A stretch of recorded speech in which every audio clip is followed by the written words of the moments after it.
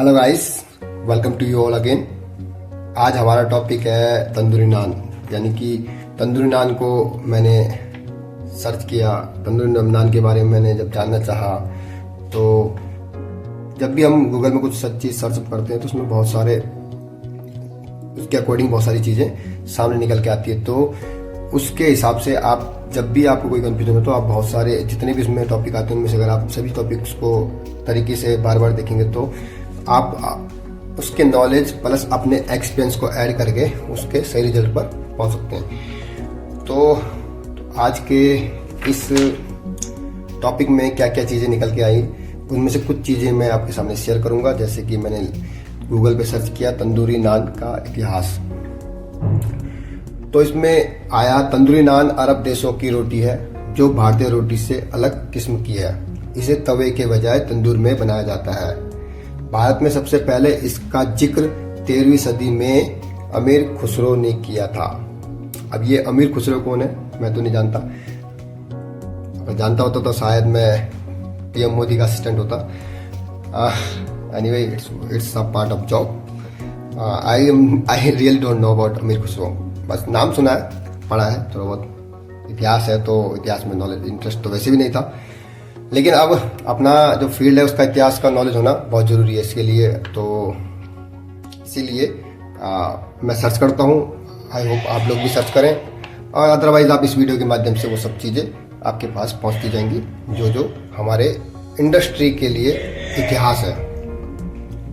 Second thing उसमें आता है नान का इतिहास। जैसे आप सर्च करते हो तो नीचे उसके ऊपर उसके पास ना जैसे जो लोग गूगल में जो चीज़ें सर्च करते हैं तो उस तरह का टॉपिक बन के एआई टेक्नोलॉजी पे काम करता है। तो जैसे आप कुछ भी सर्च करते हैं तो उसके अकॉर्डिंगली जो सर्च किया है जितने भी लोगों ने तो वो आपको शो कर देगा। तो अगला जो टॉपिक वहाँ पे आया है नान का इतिहास, तो उसमें लिखा है नान की उत्पत्ति 2500 साल पहले हुई थी, जिसे आज खमीर युक्त भारतीय फ्लैट ब्रेड के रूप से पहचाना जाता है।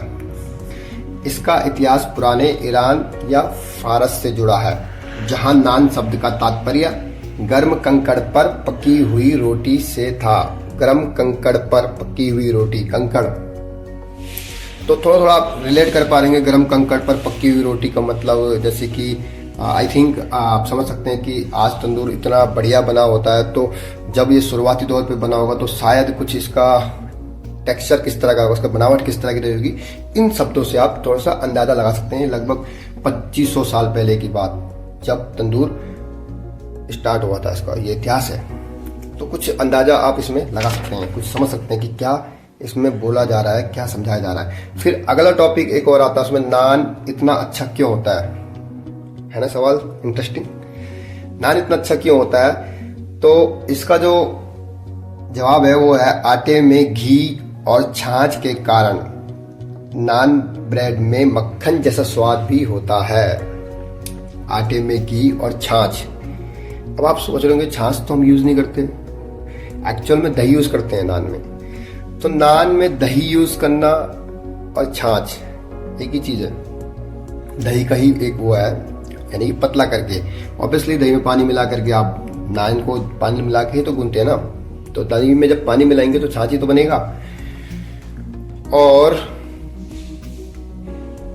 छाछ के कारण ब्रेड में मक्खन जैसा स्वाद भी होता है। ये एक प्लस पॉइंट होता है नान के टेस्टी होने का, जो इस टॉपिक में समझ में आता है, जो कि पीता ब्रेड से अधिक तटस्थ स्वाद की तुलना में स्वाद का एक अतिरिक्त आयाम जोड़ता है। जो लोग होटल लाइन से, होटल इंडस्ट्री से होंगे समझ पा रहे होंगे कि पीता ब्रेड क्या होता है। तो पीता ब्रेड की तुलना में थोड़ा ज़्यादा टेस्टी होता है, जबकि पीता ब्रेड और नान लगभग एक ही वैरायटी के होते हैं लगभग। लेकिन जो रीज़न वो है डिफरेंट वो यही है कि पीता ब्रेड में छाछ का यूज़ नहीं होता। इसी वजह से जो पीता ब्रेड के अकॉर्डिंगली नान ज़्यादा टेस्टी होता है, जो पारंपरिक व्यंजनों में एक अनूठा मोड़ जोड़ता है। तो ये था नान इतना अच्छा क्यों होता है। तो अगला टॉपिक जो मैंने देखा वो है नान कितने प्रकार के होते हैं। यहाँ पर लिखा हुआ है कि यह पारंपरिक फ्लैट ब्रेड विभिन्न आकृतियों और आकारों में आता है। जिसमें से कुछ सबसे लोकप्रिय प्रकार बारबरी, टेफ्टून और लवास है। ईरानी नान आमतौर पर आटे, पानी, खमीर और नमक के साधारण आटे से बनाया जाता है और इसे तंदूर या ओवन में पूर्णता से पकाया जाता है, जिसके परिणाम स्वरूप इसका बाहरी भाग कुरकुरा और आंतरिक भाग मुलायम होता है। तो ये नान के प्रकार हैं। एक और टॉपिक निकला जिसमें लिखा गया है, हालांकि नान का इतिहास हजारों साल पुराना है, कहा जाता है कि अरब का ये मेन फूड है। उस दौर में अरबों को जहां भी मन होता था रहने के लिए किसी भी जगह पर तंबू तान कर रहते थे, जो कि अरब की धरती रेतीली हवाओं से जूझती थी। इसी वजह से यहाँ पर खाना बनाना काफी मुश्किल होता था। ऐसे में तंदूर बनाया जाता था और इसमें रोटियां या नान एक साथ तैयार की जाती थी।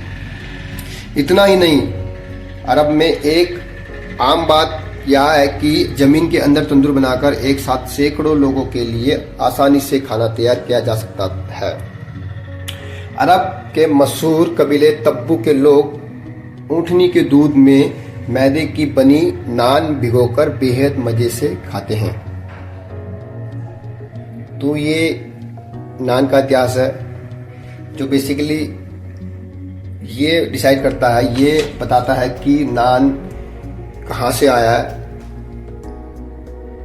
लगभग इसके उससे अगर कैलकुलेशन निकालें तो इसमें ये जो लास्ट वाला टॉपिक जो मैंने आपके सामने शेयर किया, ये बहुत इंपॉर्टेंट रोल अदा करता है, जिसमें ये बता रहे हैं कि अरब का मेन फूड है और इसका रीजन क्या था कि नान वहाँ पे बनाया जाता है। क्या रीजन था कि वहाँ पे नान बनाया जाता है, और जमीन के ऊपर बनाने के बजाय जमीन के नीचे, यानी कि तंदूर। आज तंदूर जमीन के ऊपर होता है, लेकिन तंदूर की जब शुरुआत हुई थी तंदूर जमीन के नीचे हुआ करता था। बेसिकली तंदूर जमीन के अंदर ही बनाया जाता था। तो जमीन के नीचे खाना बनाने का रीजन क्या था? अरब में रेतीली जमीन होती है, हवा बहुत चलती है, तो खाना बनाना बहुत चैलेंज होता था, जिसकी वजह से लोगों ने दिमाग लगाया और जमीन के अंदर खाना बनाना शुरू किया, जिसमें रोटी बनाना से पहले उन्होंने शायद स्नैक्स बनाए होंगे जो जमीन के अंदर पकाए होंगे, यानी कि जो हम जिन्हें हम तंदूरी चिकन या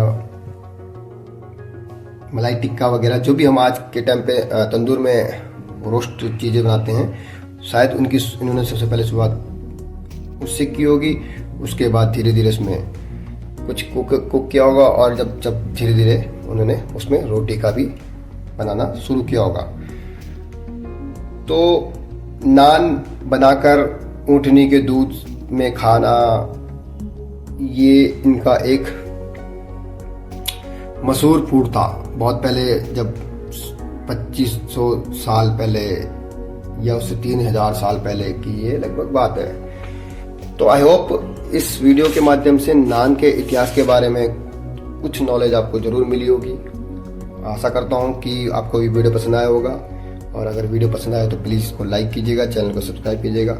इसी तरह की वीडियो के लिए चैनल पर बने रहें। तब तक के लिए बाय बाय, टेक केयर।